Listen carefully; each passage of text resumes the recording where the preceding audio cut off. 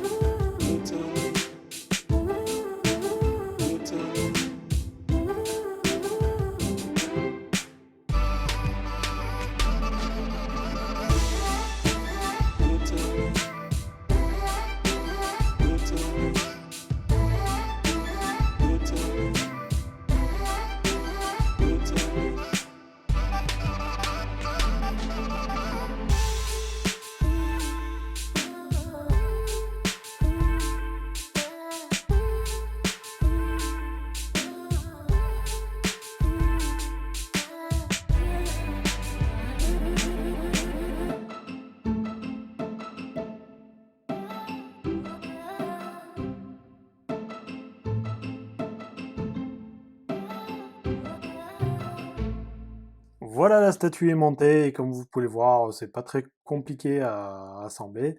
Bon, les parties ici, c'est dommage qu'ils aient pas mis un détrompeur, hein. Et ici sur les cornes, vous avez un détrompeur pour pas vous tromper, mais ici non. Donc vous tâtonnez un peu, c'est vraiment dommage. Mais ce que j'apprécie, c'est que ici ou ici, là, les parties sont aimantées. Donc c'est vraiment du très bon boulot. Comme vous avez pu le voir aussi, Iron Studio a mis des patins sous la base. Enfin, euh, une statue au format 1/10 où ils mettent des patins. C'est à souligner, hein, quand même. Donc la statue est vraiment magnifique, hein. J'adore les personnages sur un trône. Et je dois dire que celle-là, même si elle est au format 1/10, elle est vraiment magnifique. Je trouve cette représentation de Odin vraiment belle. Surtout qu'en plus, elle n'est pas très chère. Elle est à 215 euros dans les shops français, ce qui est relativement un bon prix pour une statue à ce format. Je veux dire, Iron Studio fait parfois des statues au format 1/10 qui ont moins et plus cher.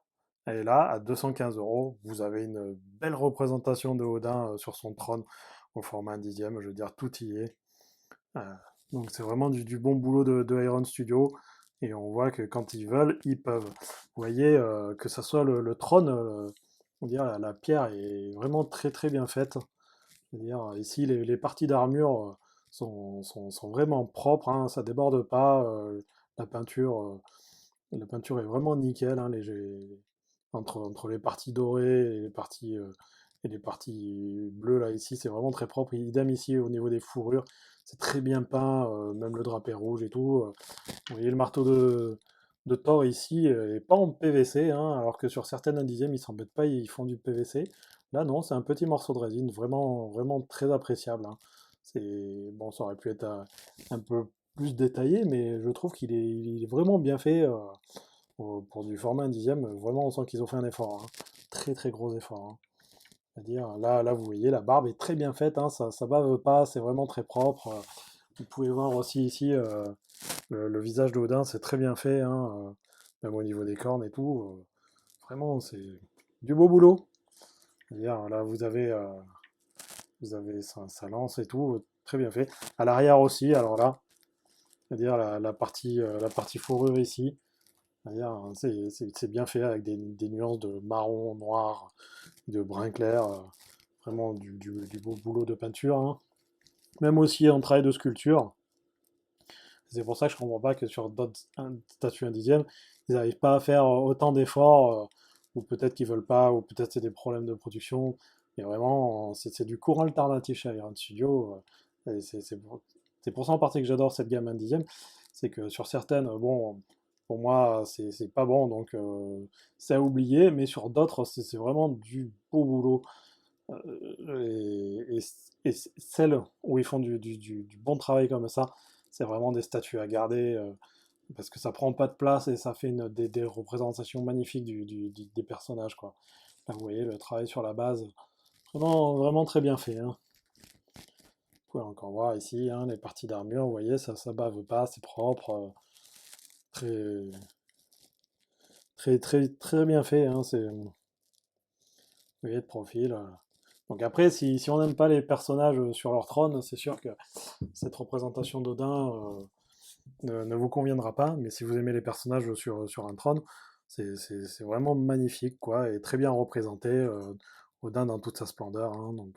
Là, ici, vous pouvez voir un peu plus en détail la tête, donc vous voyez, hein, c'est propre. La sculpture est très bien faite, hein, la barbe, très bien sculptée, ça fait pas une touffe, ça fait pas un rajout, c'est vraiment sculpté dans la masse, tout est bien fait, la peinture est propre aussi, alors ça ne donne pas un effet comme sur certaines, comme sur l'Aquaman où ça fait bizarre. Non, non, là, la barre fait très bien. Bon, en même temps, c'est du format comics, donc ils peuvent se permettre certaines libertés, et on les retrouve ici. Donc là, vous voyez les parties d'armure, sa fourrure, vous voyez les parties dorées, très, très bien peintes, c'est sculpté. Donc, presque je préfère quand ils font du travail comme ça. Bon, sur les films, c'est sûr qu'il faut qu'ils respectent un peu, mais justement, ils essayent de respecter, de faire des économies, et à la fin, c'est pas bon. Tandis que là, c'est au top. Vous voyez le travail de sculpture ici, là, avec la peinture sur la base. Vraiment du très bon boulot. Et ici, vous pouvez voir de profil. Vous voyez, un très beau travail de sculpture. Voilà, toute cette fourrure là, qui était très bien sculptée aussi. Ils ne sont pas contentés de faire une masse sans détail. Non, non, il y a plein de détails et tout. Et ici, vous voyez un peu plus en détail, vraiment, vraiment un magnifique trône et vraiment un Odin vraiment, vraiment très bien fait. Et ici, vous voyez tous les détails. Ouais, ils se sont pas contentés, hein, Ils auraient pu faire un peu comme des cheveux un peu trop, un peu lissés. Non, non, ils ont fait vraiment du détail. Là, ici, on peut voir encore plus en détail. Ouais, avec les effets de dommages sur le trône, là, sur la base.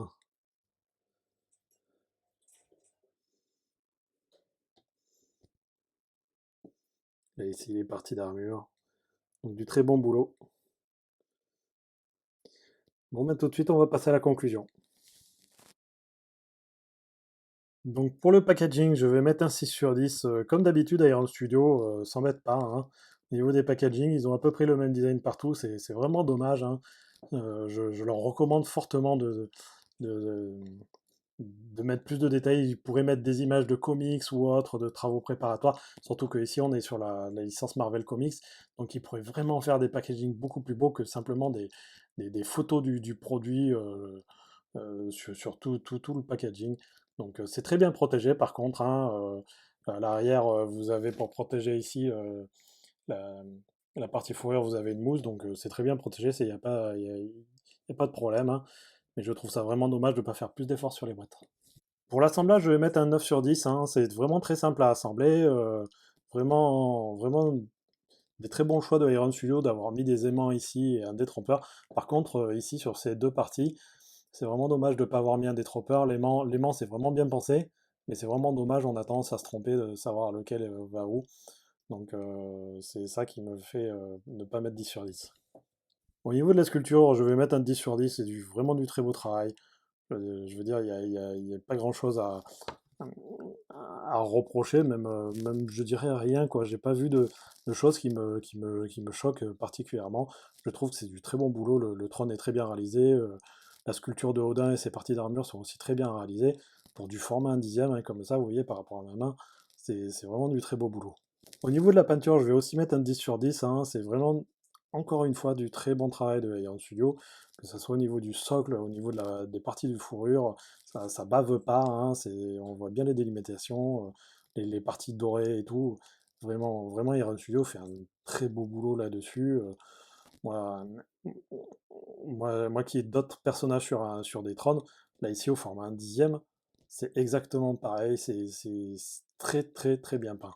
Au niveau du design et du verre, je vais mettre un 10 sur 10, hein. Donc Iron Studio met les patins là sur cette statue. Donc comme j'adore les personnages sur leur trône, je trouve que le choix est très bien. Et comme ils mettent les patins, ça mérite largement le 10 sur 10. Les choix faits par Iron Studio au niveau de la représentation du personnage sont excellentes. Et moi personnellement j'adore. Au niveau du prix, je vais mettre un 9 sur 10. Là, ça aussi, c'est une très bonne surprise. À 215 euros, cette statue est vraiment, on va dire, relativement peu chère comparé à d'autres statues de leur gamme. Donc ici, c'est vraiment un personnage mythique.